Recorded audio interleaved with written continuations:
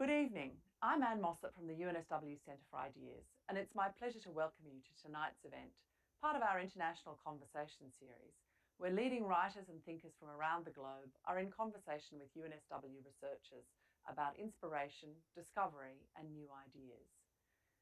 We come to you from UNSW Sydney's campus, and I'd like to acknowledge the Bidjigal people, the traditional custodians of the land, and pay my respects to their elders, past and present, and to Aboriginal and Torres Strait Islander people who are with us this evening.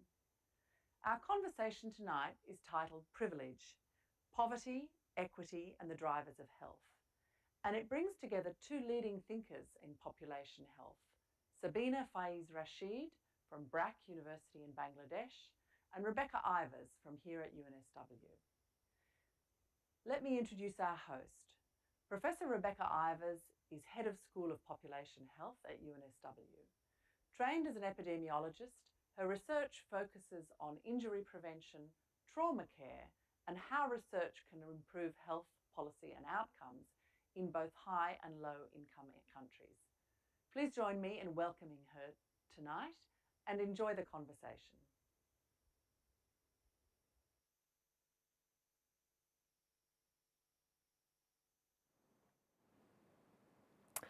Thanks very much, Anne, and it's a delight to be here. I'd like to acknowledge that I'm here on the land of the Bidjigal people, the traditional owners of the land, unceded lands. Pay my respect to elders past, present and future, and also to acknowledge the tremendous generosity of the Aboriginal and Torres Strait Islander people that I've had the privilege to work with over my career. I'd like to encourage you all to join the conversation tonight. We are using Slido, so slido.com, hashtag UNSW. So please join in, ask some questions, and at the end of this conversation, we'll have the opportunity to talk to you and answer your questions. So please join in. So what are we here to talk about? Privilege, poverty, equity, the drivers of health. In these very fraught times, as we're all aware, we're all very much aware of the importance of health, not something anyone will ever take for granted again. But what's become apparent more so than ever before are the stark differentials in global health and the drivers of these. COVID, as we all know, is a highly infectious disease and doesn't differentiate between the wealthy and poor. Everyone's been impacted. But as the pandemic continues, there's huge and glaring inequities in terms of how people can protect themselves. It's the poor who can't lock down, the casual workers dependent on day-to-day payments who can't isolate, while the wealthy can shut themselves inside their houses and order food and goods online. And we've seen that play out over and over again all around the world, both in high-income countries and low-income countries. But poverty also drives health in many other ways. People with less money have less access to fresh food. They live in suburbs with higher pollution, less access to transport, less green space, less access to sick leave. If you work as a casual, taking time off to be sick is a luxury many can't afford. This is a pattern again we see worldwide, both in wealthy and less wealthy countries. And what is it that drives inequities in global health? Well, it's privilege. Privilege is a hegemonic status quo that allows the dominant culture to control resources in a way that protects the privileged and the wealthy. Privilege prioritises Western biomedical approaches to health at the expense of local knowledge, local voices and diverse contexts. It pushes a Western framework that prioritises, you guess it, the white male voice. It allows institutions to promote their educational products as truth. We teach you about tropical diseases and global health in developing countries because we, as the Western voice, are the holders of truth. There have been, as many of you will know, increasing global conversations about the need for the decolonisation of global health. It's a bit of a buzzword in the US. Just about every university in the US has started holding seminars and conferences about the decolonisation of global health. We're a bit slower to the party here in Australia, but there's an increasing understanding that the global north has long dominated conversations about global public health. It's colonised public health and global health and consumed many resources in doing so, but this has also allowed high-income institutions and even philanthropists to dictate global health priorities, often reinforcing inequitable systems, and these will never be addressed until something changes, until we decolonise it. And the centre of this is privilege. So today I'm going to have a conversation with my friend and colleague, the very eminent Sabina Faiz Rashid, a public health scholar from BRAC James P. Grant School of Public Health at BRAC University in Dhaka in Bangladesh. Like me, she runs a public health school. Sabina's been in the role for 8 years. She's a tremendously successful leader. She's a medical anthropologist, a woman, a social scientist in a fundamentally biomedical environment. That's maybe what gives her the edge to disrupt, to question and to change. So today we're going to talk through what drives her, what directions schools of public health need to go in order to redress the major inequities we see in global health, and to hear a little bit about what drives Sabina personally. So I think for both of us, some of these conversations are tough. They require us to be reflexive, to gaze inwards at our own privilege and confront it. And it ultimately means also to value other voices and discursive knowledges, to promote, to amplify them, and to hand power over to other voices and ultimately give up our privilege, making space for others. So that's what this conversation is about. Why do we need to do it? How do we do it? So Sabina, over to you. Lovely to have you here. Hi, Rebecca. It's great to be here. Such an honor, such a privilege. I'm very excited. I mean, I get to share some of my own personal opinions, my professional work experiences, sort of the challenges, the successes, the journey within this 1 hour. And I wanted to say thank you also for the very generous introduction. I appreciate your bias, but it was very generous.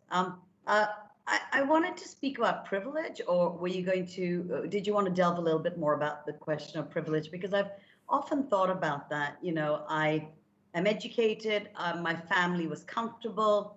I grew up in 5 different countries. I studied in Australia at ANU, actually Canberra, my undergraduate, my master's, my PhD. But more than anything, when I sit in Bangladesh, and I've been working and living here since I was 23, I kind of stumbled into a job and my life evolved sort of organically. I think it's really about, you know, over time, I've thought about my position, my location, my class, the opportunities that privilege has afforded me, my kind of taken for grantedness of my entitlement. And as I work with colleagues and, as I would say, heterogeneous communities or other actors, you know, increasingly when, you know, basically in anthropology, you do a lot of reflexivity, right? Sometimes you do it in the field. Sometimes you don't do it with yourself. But something over time is I've been thinking about what are the opportunities and where are other voices muted? Or where are other voices, when did they become invisible? Or when do we never hear them? And that's sort of this personal kind of questions I've been asking myself about my own position and location.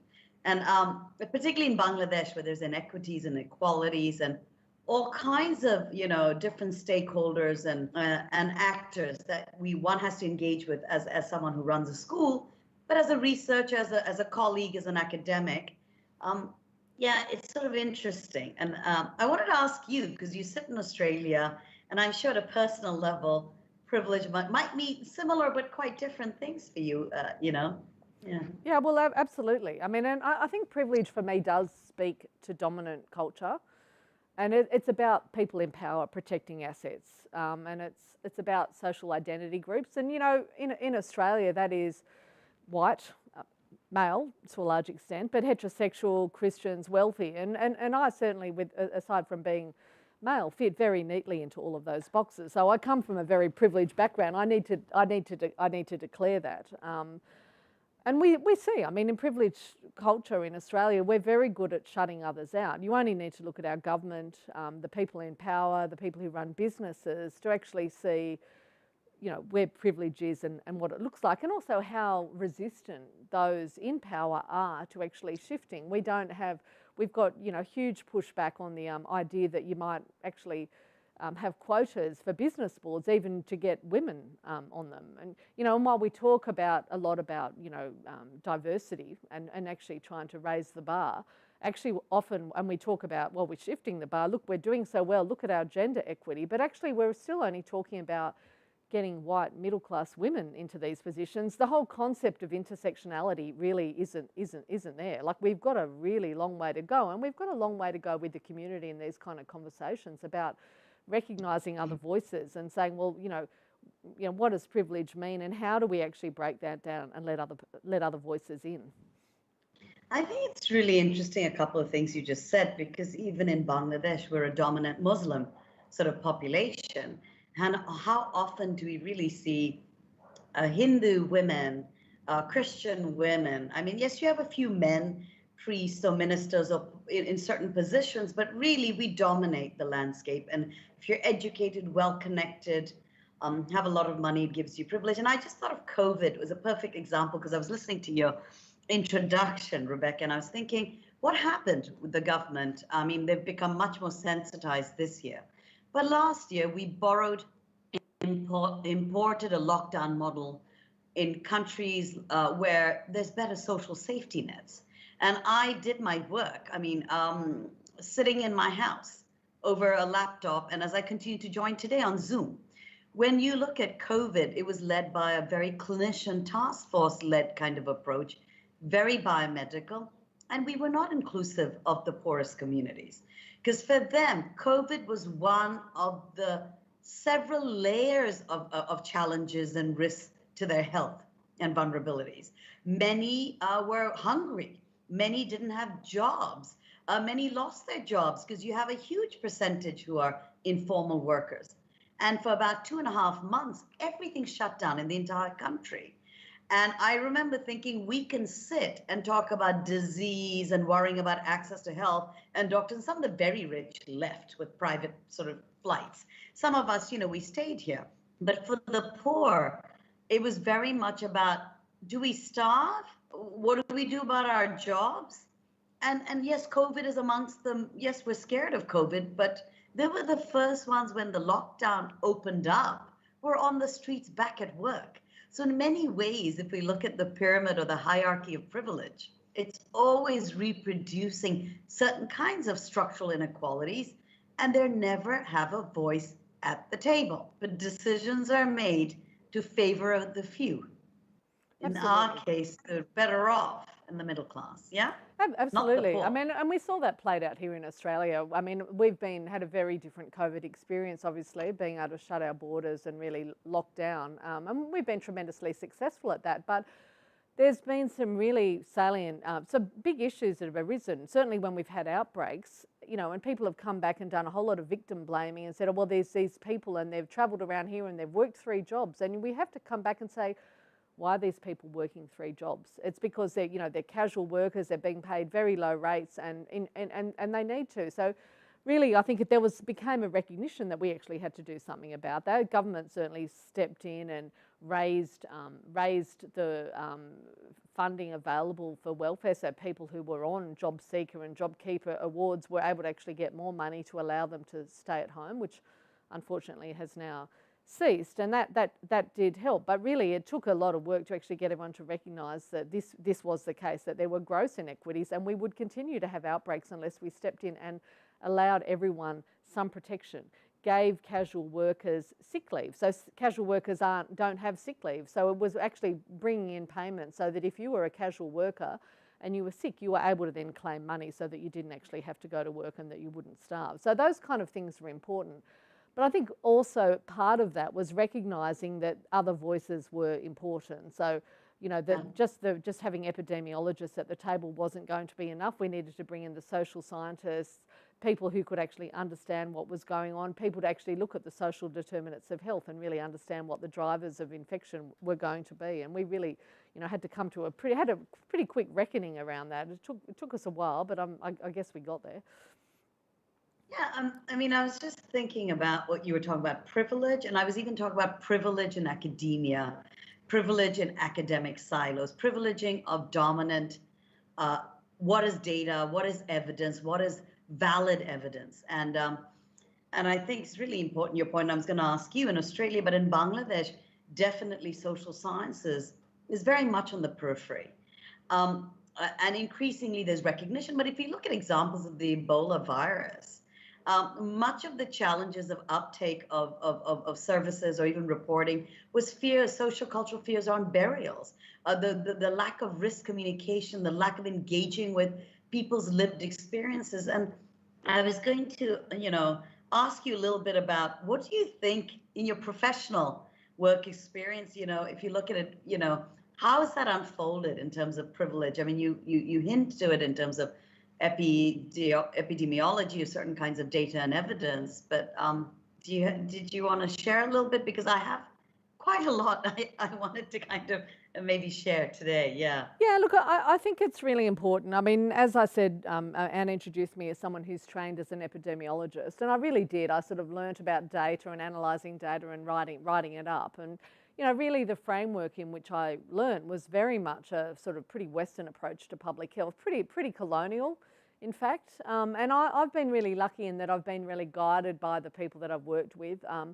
I I've had the privilege to work with many Aboriginal researchers who, you know, have taught me some pretty solid lessons about listening. It's taken me a while to come to it, and I've made many mistakes along the way. And I've certainly had people around me to pull me up and say, no, think about these things differently. You're not leading this work. And I think one of the, coming around to understand that, I'm privileged to work with communities. I'm privileged to be able to actually help share stories. But it's not my story to tell, it's their story. And my role there is very much as someone to help facilitate and support and promote and amplify those stories of other people. And that is what I can contribute. It's not about me sort of leading and saying I am this person that's going to change the world. And I think for many people working in public health, people come in with a bit of a white saviour kind of complex. And really, in many ways, that's the way in which our training was, which is about working in developing country settings, going in with our knowledge that we have gained from these esteemed high-income, elite institutions, and going and working in low and middle-income countries, going and working with Aboriginal people. Now, of course, we recognise, and I recognise now that, the inadequacy of that training and understanding that actually really there's so much more that needs to be considered. And I hope that I have learnt to be, a bit more about my own reflexivity. And again, my language, my unconscious biases. I've been very much influenced by the people that I work with. I'm very lucky to, I've been influenced by, say, Shaya Abimbola, who, writing is extraordinary on this. Jagnor, my Indian colleague and former PhD student, who really pulls me along with her learning. And I think with the Aboriginal scholars, Kathy Clapham, Tamara McKean, Sandra Eads, that I've had the privilege of working with, the way in which I think has absolutely changed. And I wouldn't call myself an epidemiologist anymore. I think I guess it is about also deficit approaches to public health as well, and the othering of other cultures. And I think othering is something that we do in epidemiology all the time. Now, othering is when you basically, on the basis of social identity, you put people in a box and say, well, they're different. And it's about our language, and we say these people are different. And then in epidemiology, we write about them. We talk about other cultures or other people with risk factors. And, there's this absolute deficit approach where every paper that you write, you'll say, the Bangladeshis are overrepresented in terms of this, child nutrition, malnourishment. And it's always coming in with this negative. We look at the numbers. Now, as what I call now a public health researcher, I know we need to look at context, we need to understand voice, what do the local voices tell us? And I think that's taken me, I think started my journey back in 1994, and it's taken me a long time to get to this point, the richness of the learning. But, I'm privileged to actually now have that knowledge and to be able to apply it. Sorry, I was just going to say, listening to you, and I just thought it's very interesting because I started working end of 93 in Bangladesh at BRAC in research. And one of the turning points for me, and a lot of your comments, so the fact that we're having this conversation means that I'm obviously interested in critiquing a lot of sort of the accepted ideas and models, be it evidence, be it disciplines, and recognize, that it's a constant sort of learning, challenge that we'd like to engage in. I mean, I think being open to, and I thought, most of my learning has been when I'm in villages or in urban slums in Dhaka City. Every time I'd leave my desk and I spend time in communities, I would just be so energized And I just be, oh my God, I understand so little. I understand, oh my God, and I'd have these moments. And then I'd also have to check myself, Rebecca. Like, what I'm writing represents sort of the multiple truths? Does it bring into the conversations, as you said, we're just sort of facilitators, enablers of what they're telling us? Or am I bringing in my biases, my simple formulas to look for policies and programs and interventions that speaks and dilutes the complexities of their lives? And I just have to, share this story, because I was in the field and I remember trying to find out about reproductive tract infections. And I was trying to find out about services, NGO service delivery and clinics. And I kept asking these women, and this was, starting with my PhD actually in early 2000. And I was getting very frustrated, because I thought, they're not answering my question. They talk about different things, and I'd be like, I remember getting in touch with one of my supervisors, Dr. Andrea Whitaker, who is a fabulous mentor and a supervisor. She's in Melbourne, I think and I said, they don't answer my questions, because I had very focused questions around health, and I was going to improve their health when I get the information. And then it suddenly clicked over time.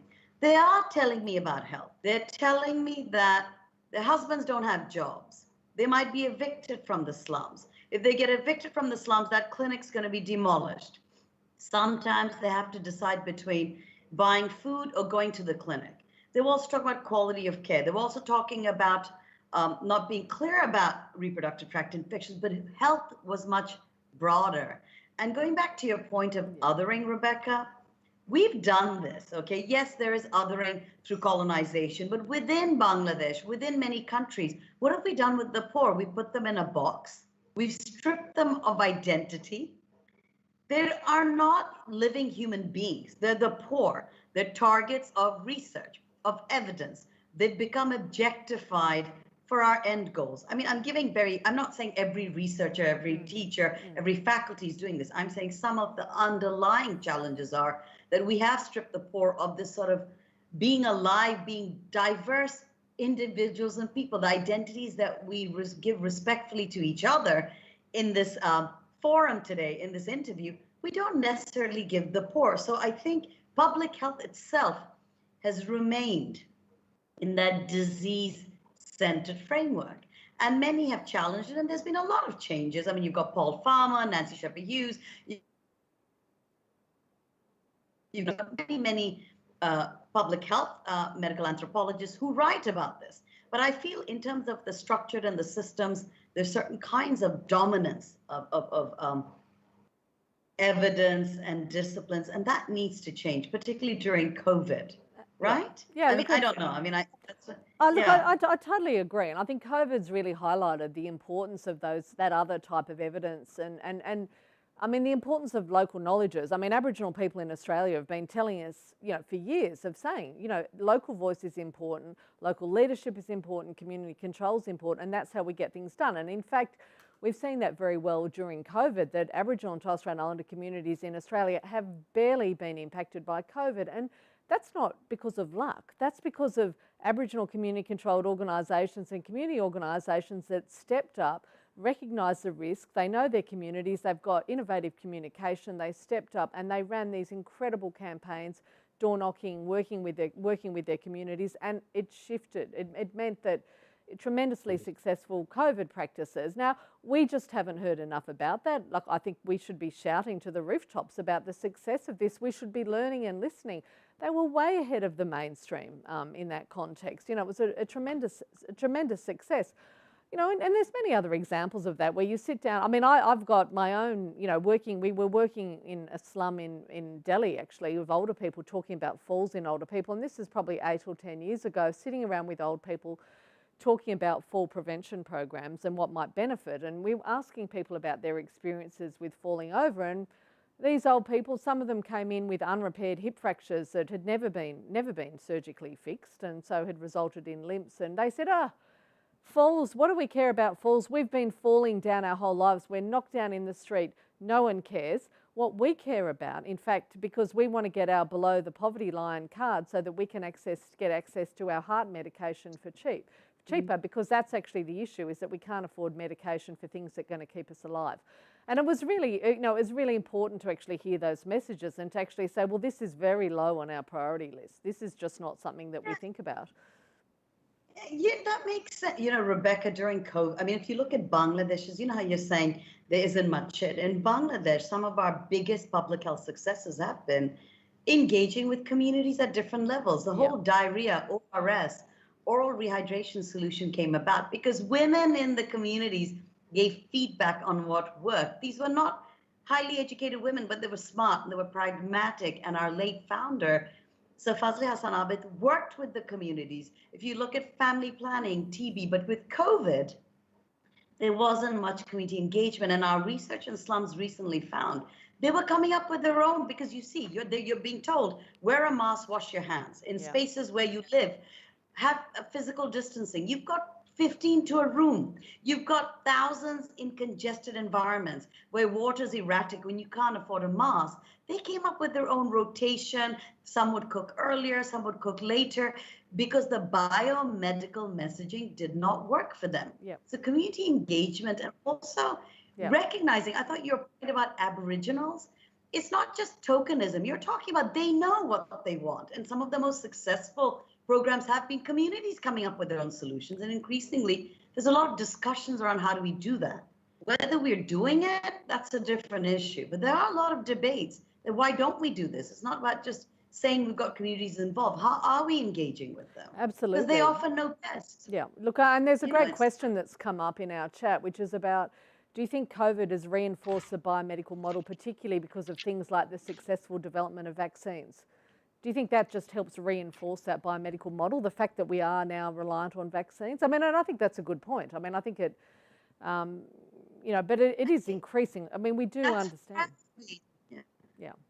I mean, I think that's forever been this whole thing of dominance of technology, the magic bullet, vaccines, medicines, and a lot of critiques have been written about the power of biomedicine that has decontextualized individuals from their local environments.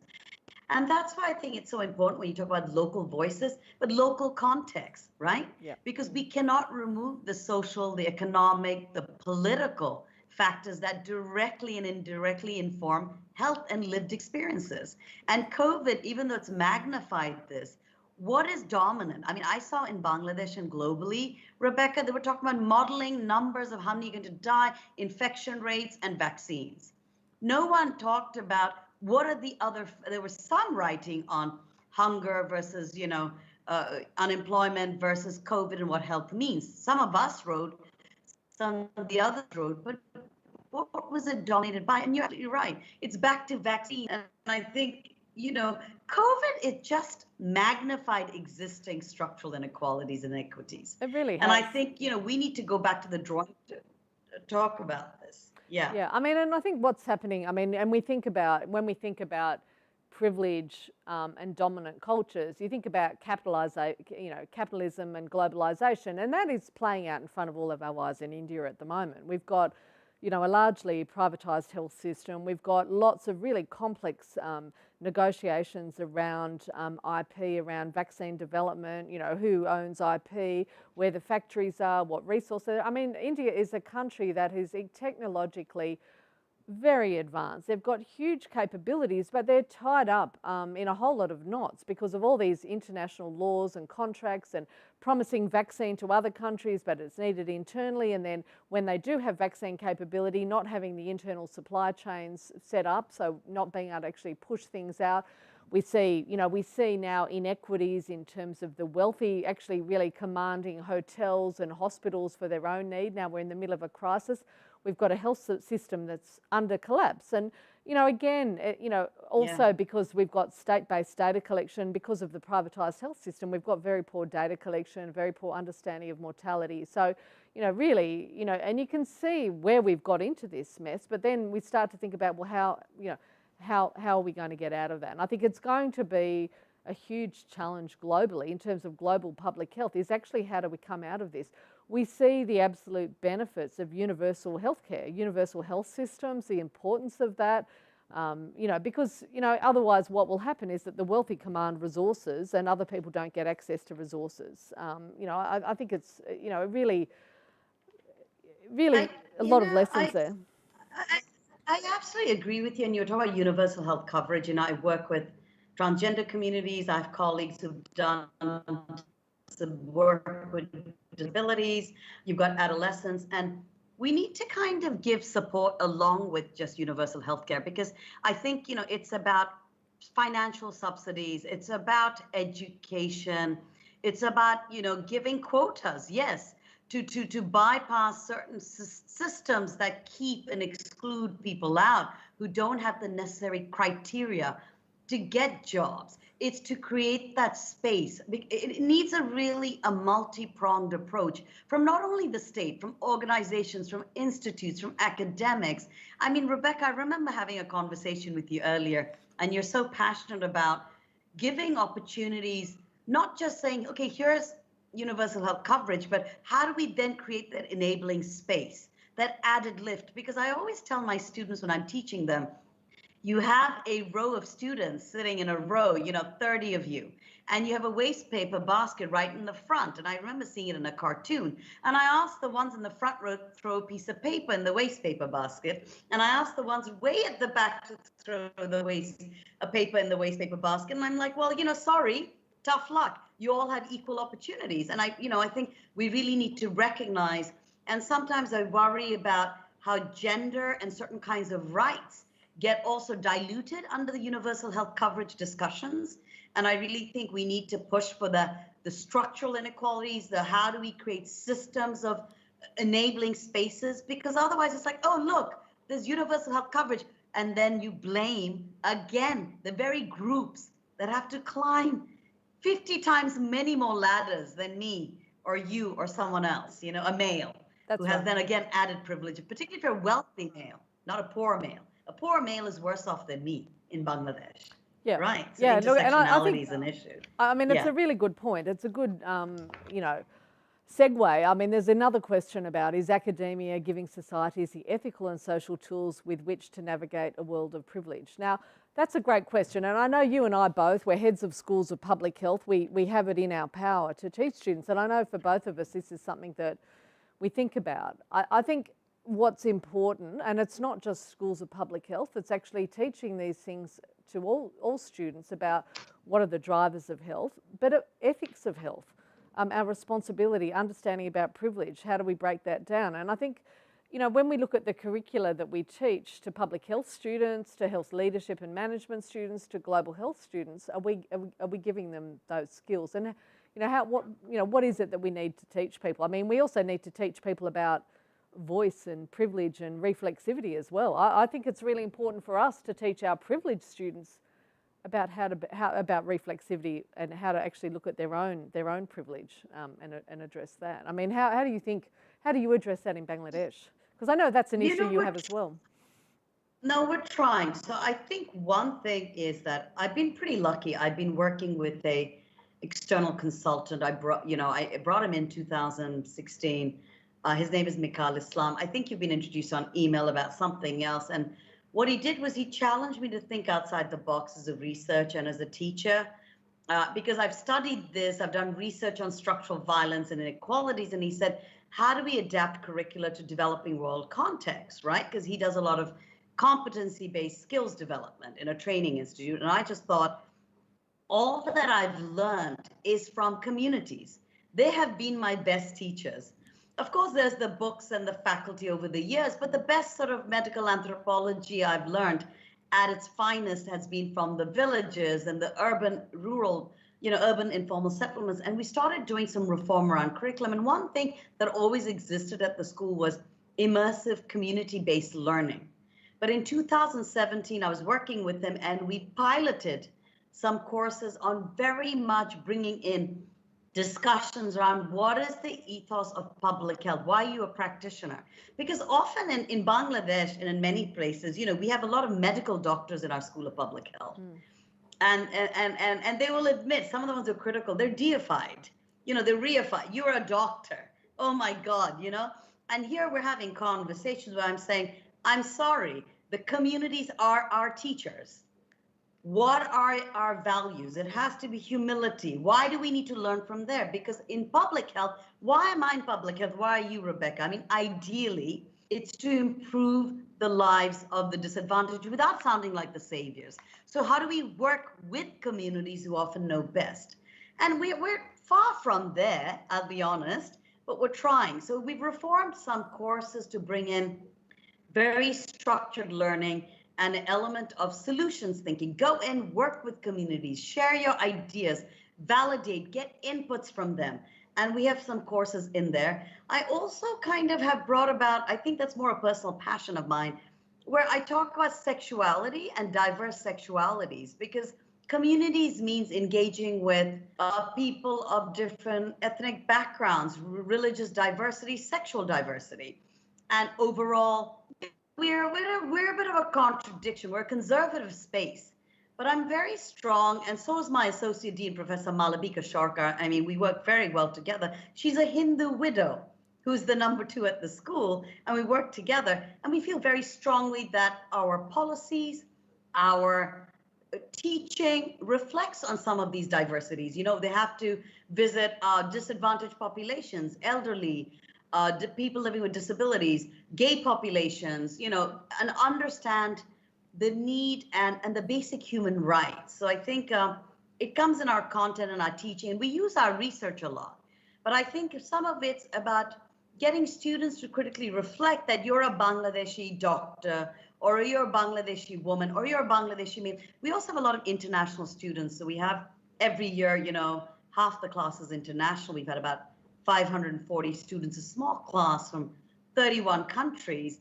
And it's getting to them to reflect. And there's a lot of arguments that break out, you know, like, but, you know, disease is the problem. And if they don't want to take medicines, they're ignorant. And it's trying to unpack that, saying, well, there's a lot of Ayurveda. There's also a lot of local understandings and knowledge. Have we tried to listen as opposed to being dismissive? Yes, there are harmful practices, but so is overprescribing antibiotics, right? Absolutely. And then there's a lot of learning so that people anyways, get. Yeah, sorry.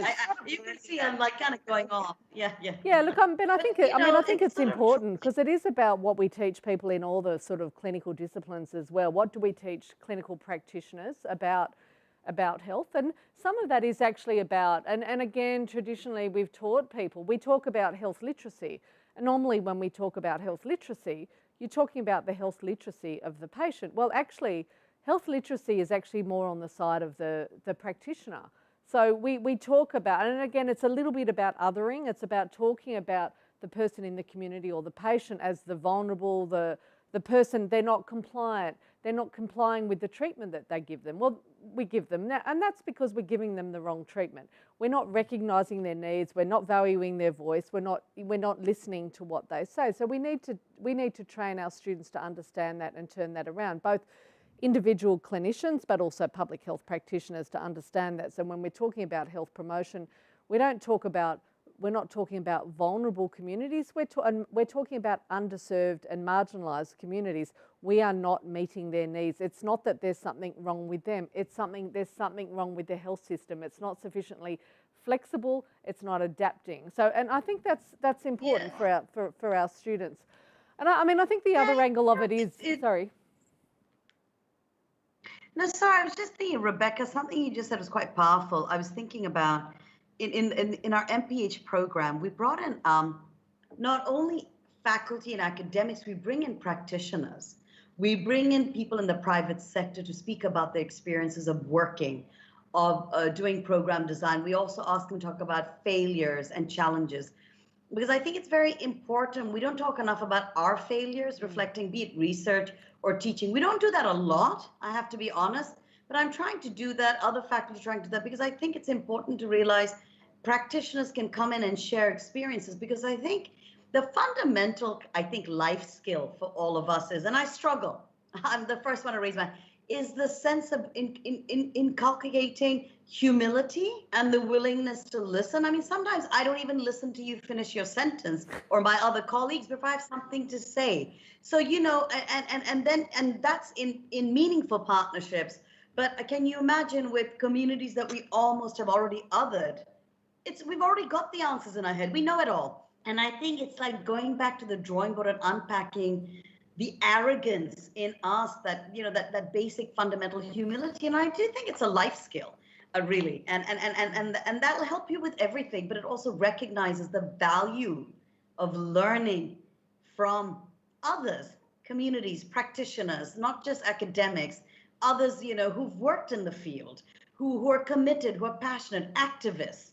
I do think, and listening to failures and trying to see what can we learn from that. We're so scared to talk about failures because I think it's just it's a traumatic experience every time. It's a difficult conversation. As I said at the beginning, it is hard, it's confronting, but we need to do it.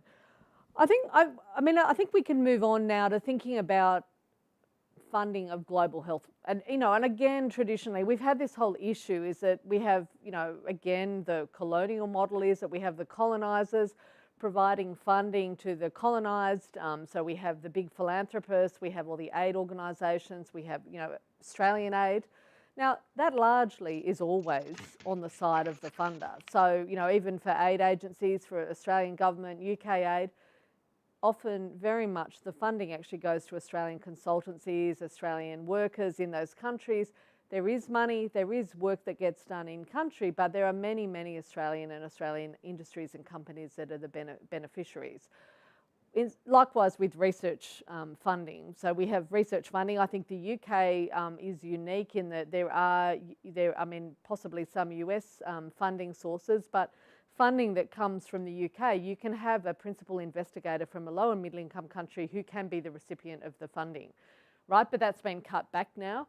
I think Australian government funding to low and middle income countries for research is not like that. We have Australian investigators. Most of the money will end up being spent for Australian investigators. How do we actually decentralise the funding? How do we localise it? How do we get more local funding owned by local researchers? How do we build local capacity with the constraints of this kind of colonised world of global research funding? So, you know, I think it's, you know, when the FCDO cuts happened, I work with many partners. It was a consortium of 8 partners. We are entirely self-funded, the school. So I would say one of the successes are that we're financially independent as a school of public health. But one of our biggest challenges are when your hands are in someone else's pocket, you have to go wherever they go. And with the funding cuts, what I have to say is that sometimes it's not so black and white. I saw colleagues in the UK who are struggling with the 67% cuts because they have to rethink their salaries, their colleagues' salaries, what would happen to some of their inputs and time, because their money also comes from soft funding. It's not that all of them have core funding. In our case, what happened was we went from a large couple of year grant to looking at 1 year and cutting back on many activities, and some of it was actually community engagement. So we raised issues around the ethics of grants and cutting. But I think it calls into larger questions, Rebecca, which are a little bit messy. There's messy spaces of, you know, these are taxpayers' money. So taxpayers need to know how money's being spent abroad. There's also messy questions of entitlement. It's very hard, Rebecca, to ask someone who already has a taken for granted entitlement when knowledge, academia has dominated from a particular region in the world, where we are looked at as our capacities need to be built. So although I have many partnerships very equal, I have to be honest. There are partnerships in the past where I've pushed back on these ideas. So it's a very sort of structured system where there's state, there's, you know, agendas, there's also universities that don't want to fund their colleagues in these universities in the north. And they say, bring in your own money. So it's just creating a very competitive and not a very sort of a world where you can build meaningful partnerships, right? No. Because I think, I'm not saying that, I don't think I don't know about you, but I don't think we are placing also, I think there's a lot of faculty in the north that are struggling with funds as well. So to say now everything has to be, I agree. I do think decentralizing would help. I do think LMIC would help. I think I'm in a position, you know, 25 years later where I can argue for certain kinds of a partnership. And in some cases, at great risk, I will say no to a partnership. But it's taken me time, and there's always that risk and dilemma. But the reality is it's a really messy space, and it's unfair, and it's unidirectional. I agree. From north to south, certain ideas of capacity. Yeah, and I mean, I think there's lots of things that can happen. We can help support networks from south-south of researchers working together to build collaborations and partnerships and strengthen research, and obviously equitable partnerships from the north to the south. We have a question about whether there's major funders who understand about listening to communities rather than imposing solutions. I don't know about that. I mean, I think in Australia now with Aboriginal and Torres Strait Islander research, researchers do have to actually address the criteria about how they're addressing capability and sustainability and working with community and building capacity, and that's absolutely a start. That means that NH and MRC won't be funding research that is just about people with no experience and no capacity, but we're still a long way off, and I think actually applying the same kind of rules to research with low and middle income country researchers, I think is really important, to actually look at demonstrable capacity building and so on. I think that's important. I'm certainly seeing though, and I think it is a bit of a change, and it may well be just because of my own biases in terms of the kind of research that I do and that I'm interested in, but mixed methods research is becoming more popular. There's the research frameworks that we use around implementation science, and really are actually leading people down that pathway. So understanding about the need to work with consumers all the way through, the focus on consumers and end users, and actually building them in. Funders saying, yes, you do need to be working with consumers, and no, we won't give you the money unless you do. Consumers have to have a voice, and I think that's different. The mixed methods research also, it does also prioritise local voice, because it allows you to do qualitative research which actually brings out those local voices and the importance of that local contextualisation of what's actually happening on the ground. And I think that's important. I think the days of actually people doing, I mean, it still happens obviously, but I think we're moving away from just very, very focused epidemiological or clinical studies that aren't contextualised, and hopefully funders will stop funding those things. So I think there's a lot of factors, and I agree. So a lot of the partnerships, there is a shift. When we're writing grant proposals, there's a lot of prioritizing of what are your needs and priorities. And I've seen this, at least in the grants I'm involved in.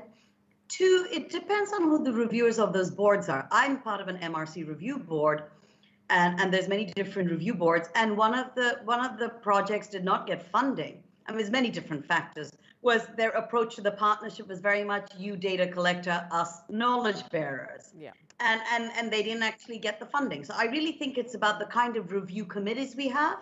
I think you need to have you need to have diverse disciplines who challenge it. Three, I think, like you were saying, decolonizing public health. Community engagement is also a flavor of the month word. I think, if you have reviewers or you have researchers or you have people working together, and this kind of bringing in interdisciplinary, multidisciplinary groups together, you can actually discuss what do we mean by community engagement, unpack that further in terms of what does that mean, and get us to kind of have that kind of inner critique and discussion about each other. And I think those are the kinds of conversations. I don't know if funders themselves delve deeply.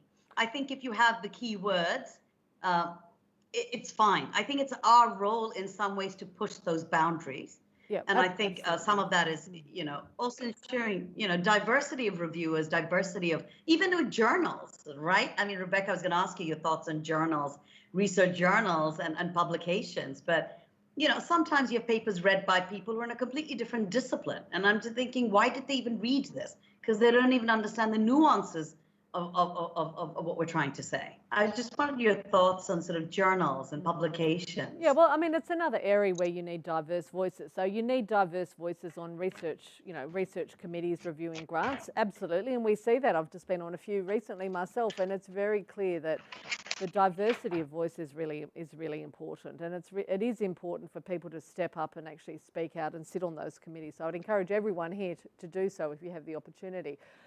Likewise with journals. So again, this is a really important thing, and we are seeing a lot of change. And I think Shea Abimbola and BMJ Global Health and all the new journals that are coming out in global health are changing. And there's been papers that have been published, some by my colleagues, around looking at diversity on international journal boards and actually and I think we should all be putting pressure on the big prestigious journals to say, hey, who are on your editorial boards? And I don't care if you've got an editorial board with 200 people. It's the central board. It's the people that are the decision makers that are allocating the papers and making the decisions. That's where we need to see diversity. So we do want to see diversity there. We have to think about language. How do we support people with English language? So if these are English journals and we're discriminating against people because they don't have English language authors and we're not offering editorial services and then we're charging people $5,000 to publish, well, there's a big problem. And then again, we are deliberately and structurally excluding people with different and diverse experiences from actually publishing, and we are stopping career progression. So those things are important, and I really applaud the moves that people are making to actually shift that. That's really important. And again, this is where our voice is important, and people need to be looking critically at all of these things and saying, hey, how are these things changing? So I think that's important. But for us as researchers, so for myself, I think, and we are seeing shifts. So we now see that professors like you and I, we're stepping back. We shouldn't be. So you should not look at someone's track record and see that certain professors publish 60 papers in a year as first author. Now, they cannot possibly do that. That's just exploitation of all their PhD students and postdocs. And I think there's increasing recognition that that's an issue. But what we do need to be doing is stepping up and promoting and supporting diverse voices to come through the ranks of academia and research. So supporting people, and also recognising that people who come from marginalised communities or underprivileged backgrounds are not going to have the same set of resources to actually catapult them through academia. It can be a hostile, very difficult world to navigate. Now, if you're the first person in your family to go to university, if you don't have adequate resources to cover childcare, if you're travelling for hours every day, if you've got hugely challenging personal circumstances at home because of intergenerational trauma, it's going to be very hard for you to attain all those normal metrics, all those academic metrics. So we need to create systems that support and mentor and enable people to actually step forward and to value those voices and those experiences, so that we are saying, all right, well, in this area, you should be the voice, you should be the leader, and we're going to help, we're going to support you to get there. And I think that's important. We are seeing increasingly mechanisms within our funding agencies to allow that to happen, but there's not enough, and it's not happening quickly enough, as we can see from the metrics. So I think that's important. It's important for global health research. We do need to be giving those local voices. So when we see publications coming from Bangladesh, from big international consortia, we should not be seeing a Bangladeshi author as being the last 2 or 3 people on the list as token authors. We should see them as first or senior or both. And I think I do feel quite strongly that we should be really pushing that and making sure that we don't see people over and over again from high-income countries leading, fabulous pieces of work from lower middle-income countries at the expense of the researchers that have been the people that have done the work on the ground. And I think that's really important. So, I mean, I'm sure you have similar thoughts on that.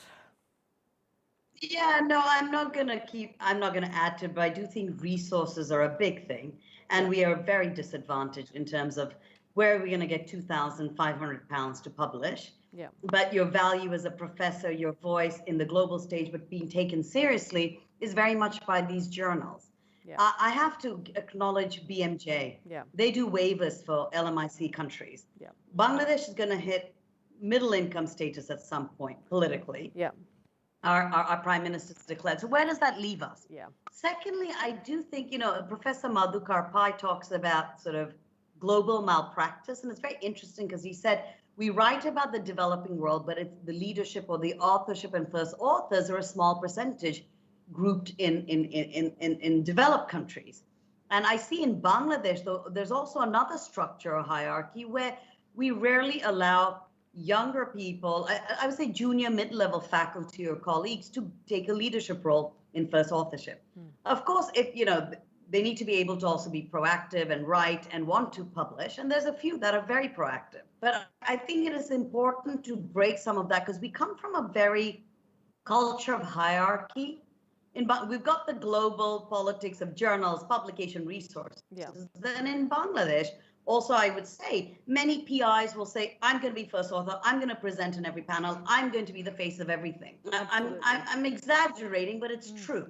Yep, so how do we motivate and create the next generation of younger public health leaders, be it writing, be it going to conferences and meetings? And my colleague, Professor Malavika, and I have actually put into policies. I mean, she was director of research for about 8 years, where we set up journal clubs, writing clubs, presenting a research, getting feedback on methodology, how to do scientific writing.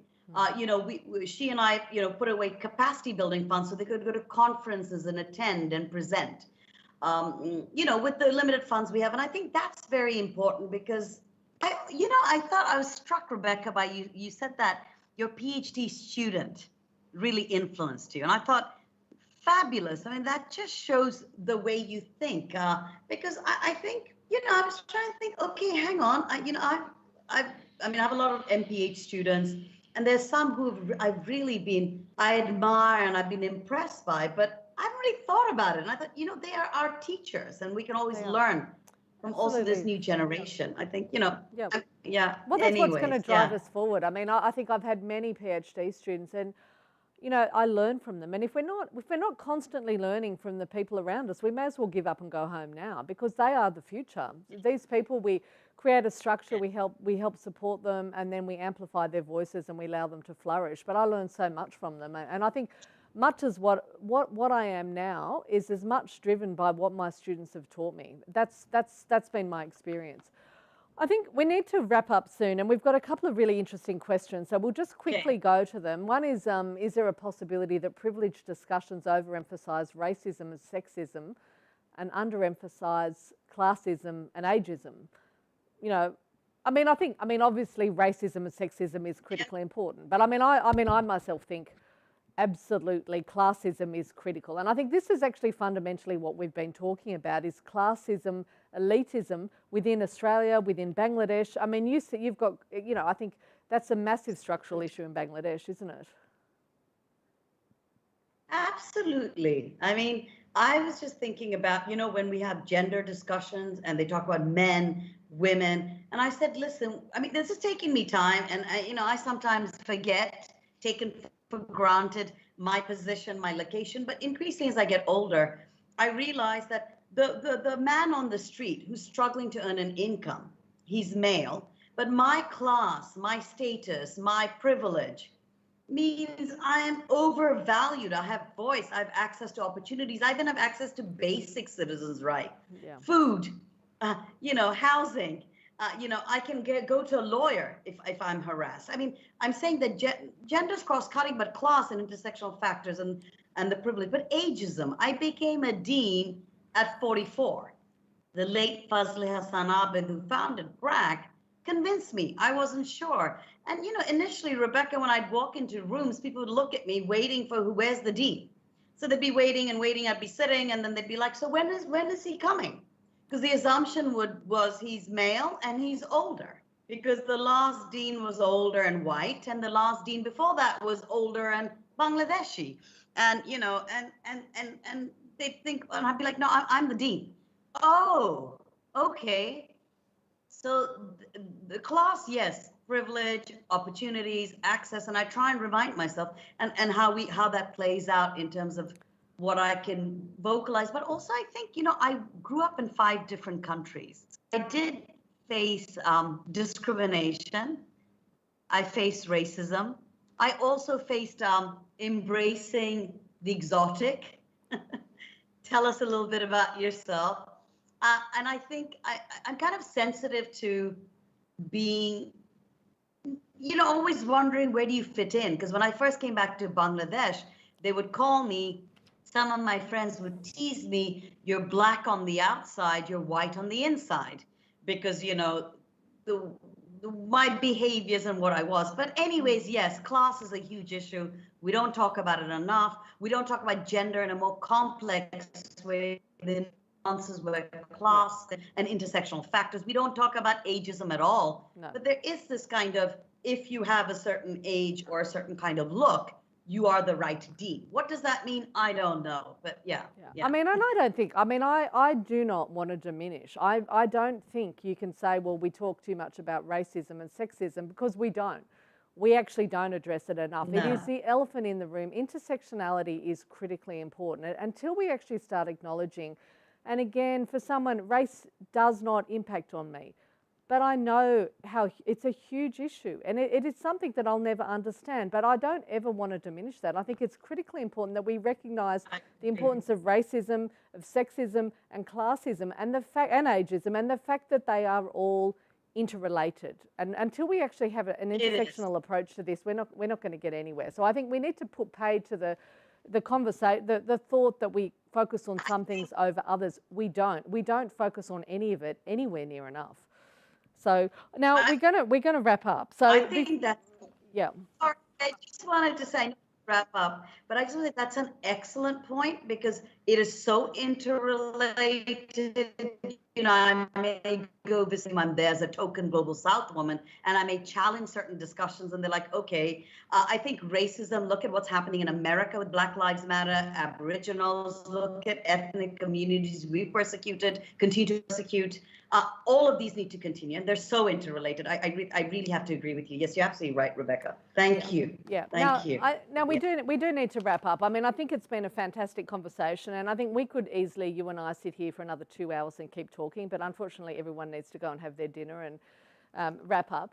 Thank you so much. It's just been an absolute joy and a pleasure to have this conversation with you. I think there's so much that we can do, and things, I mean, there's so much of an agenda ahead for all of us.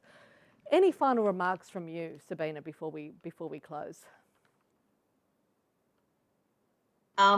Thank you so much. It's been a real pleasure, Rebecca. You may be sitting in Australia and I'm sitting in Bangladesh, but it's interesting. The issues we discussed, the matters that are important to us, to our fellow colleagues, are very similar. We have different life experiences, but also similar kinds of experiences in different ways, because of who we are and where we're located and our positions. And it's been a real pleasure, and I learned a lot. And I'm really honored and privileged to be part of this series given by your university. Thank you so much, and I look forward to. I hope we can work together, continue to work together. I know we've started the conversation, so thank you so much. Yeah. And thank you, Sabina. Thank you very much, and thanks to our audience. Bye-bye.